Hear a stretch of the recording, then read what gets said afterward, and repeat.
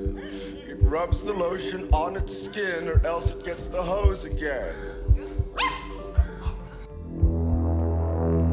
Most horror movies are fiction, but some nightmares are real. The shocking crimes of Ed Gein inspired some of the most terrifying characters in cinematic history. Buffalo Bill from The Silence of the Lambs, Norman Bates from Psycho, and Leatherface from the Texas Chainsaw Massacre. These horror icons are remembered for their grotesque habits and horrifying obsessions. But the truth behind the films is even darker. The real-life story of Ed Gein goes beyond what Hollywood could ever imagine. This is the true story of Ed Gein, the butcher of Plainfield. A man who turned his isolated farmhouse into a nightmare of unimaginable horror. Ed Gein was born on August 27, 1906 in La Crosse, Wisconsin, but spent most of his life in the small rural town of Plainfield. His childhood was anything but normal. His father, George Gein, was a violent alcoholic who could barely hold a job. His mother, Augusta Gein, was a religious fanatic with an iron grip over her two sons, Ed and his older brother Henry. She preached relentlessly about the evils of the world, particularly the sins of women, and forbade her sons from forming any relationships outside of the family. To Augusta, all women, except herself, were instruments of sin, temptation, and corruption. Isolated from the world, Ed became deeply attached to his mother. He worshipped her, hanging on her every word and growing up with a warped understanding of love, sex, and human relationships.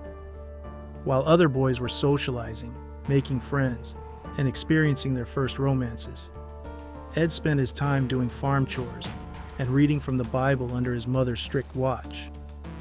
His social skills were stunted, and he never learned how to interact with others beyond what Augusta taught him.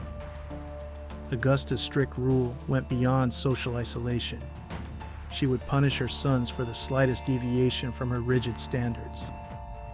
Any sign of disobedience or curiosity about the outside world resulted in harsh verbal abuse or complete emotional withdrawal.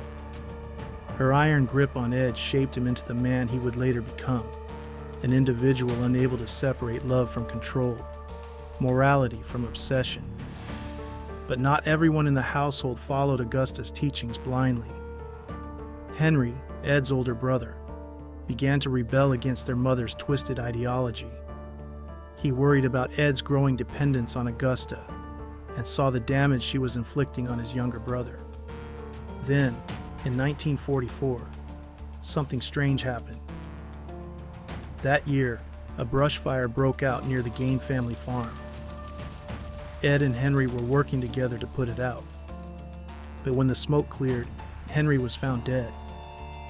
The official cause of death was asphyxiation from the smoke, but authorities noted bruises on his head, bruises that suggested he had been struck before he died.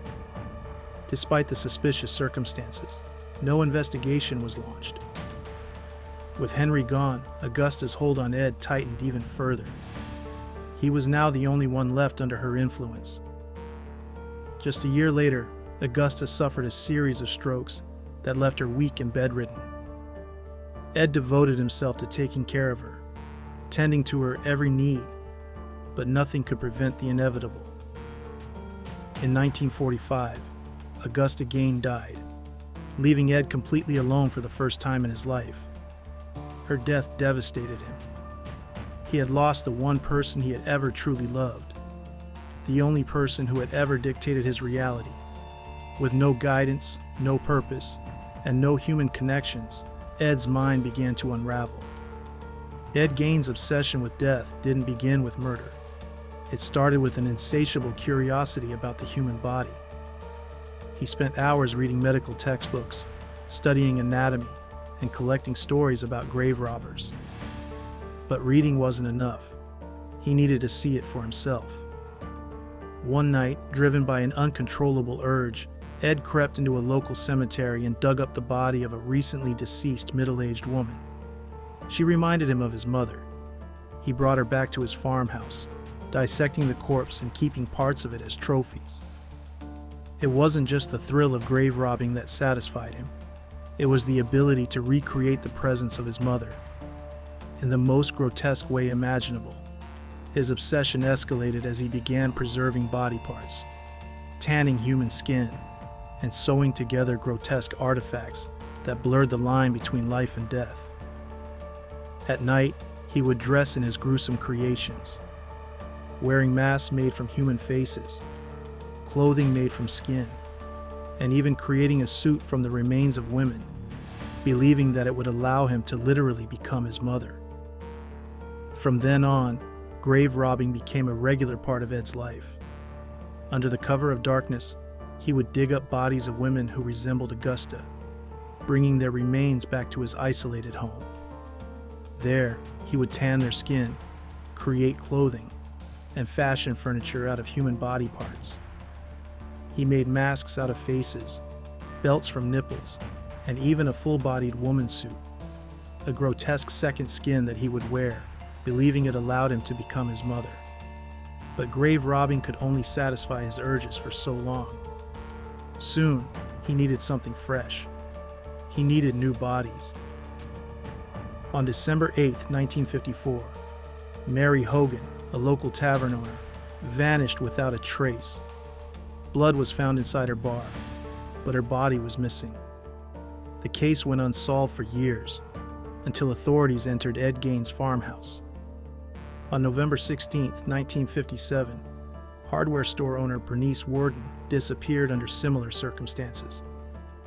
Blood was found inside her store, and her last recorded sale was to Ed Gein. This time, investigators had a suspect. They went to his farmhouse, unaware of the horrors that awaited them. When police stepped inside Ed Gein's home, they were met with a nightmare. The smell of death was overpowering. Inside, they found a collection of grotesque artifacts: human skulls mounted on bedposts, chairs upholstered in human skin, a box of severed noses, and a lampshade made entirely out of human flesh. The most shocking discovery was in his shed: Bernice Worden's decapitated body, hanging upside down, gutted like a deer. Ed Gein was found legally insane and was committed to Central State Hospital for the criminally insane. He remained institutionalized for the rest of his life, never fully comprehending the horror of his actions. He died in 1984 at the age of 77. His crimes shocked the world, but they also became the foundation for some of Hollywood's most infamous horror characters. One of the most well-known inspirations drawn from Ed Gein's life was Norman Bates from Alfred Hitchcock's Psycho, 1960. In the film, Norman runs a secluded motel and has a disturbingly close relationship with his mother. Like Gein, Norman's fixation on his deceased mother warps his mind, causing him to commit gruesome murders while dressing in her clothing. The eerie psychological nature of Psycho mirrored Gein's reality, showing how his obsession with his mother led him to completely lose touch with reality. Another terrifying character based on Gein was Buffalo Bill from The Silence of the Lambs, 1991. In the film, Buffalo Bill, played by Ted Levine, is a serial killer who kidnaps women, keeps them trapped in a pit, and methodically skins them to create a woman's suit. A direct parallel to Gein's horrific practice of using human skin to fashion clothing and masks. The chilling way Buffalo Bill speaks to his victims, the twisted philosophy behind his actions, and his disturbing detachment from reality were all taken straight from Gein's case files. Director Jonathan Demme and screenwriter Ted Talley researched real-life killers extensively, and Gein was at the top of their list of influences. Perhaps the most brutal of all Gein-inspired characters is Leatherface from the Texas Chainsaw Massacre, 1974. While the film is often mistaken as a direct retelling of Gein's crimes, it is actually a loose interpretation inspired by his gruesome behavior. Leatherface wears masks made of human skin, much like Gein, and lives in isolation with his twisted family, echoing Gein's reclusive and deeply disturbed nature. The chainsaw aspect of the film was added for dramatic effect, but the themes of body mutilation, grotesque trophies, and a complete lack of empathy were all pulled from Gein's real-life atrocities. The fascination with Ed Gein doesn't stop with these three films. His story has inspired numerous horror movies, books, and documentaries over the decades. Films like Deranged, 1974, House of 1,000 Corpses, 2003, and even aspects of American Horror Story, Asylum, 2012, contain elements borrowed from Gein's twisted legacy. The psychological horror genre itself owes much to the real-life horrors uncovered in Gein's farmhouse. The concept of the killer next door, someone seemingly unremarkable who harbors a terrifying secret, was solidified in horror culture because of Ed Gein. Even decades after his death, Ed Gein remains one of the most studied and referenced figures in horror history. His gruesome crimes continue to captivate filmmakers, authors, and audiences alike, proving that sometimes the most terrifying stories are the ones that are true. Norman Bates, Buffalo Bill, and Leatherface all took inspiration from the real-life monster that was Ed Gein. Even after his death, the legend of Ed Gein continues to haunt the world of true crime. His name has become synonymous with horror, a stark reminder that sometimes reality is far more terrifying than fiction.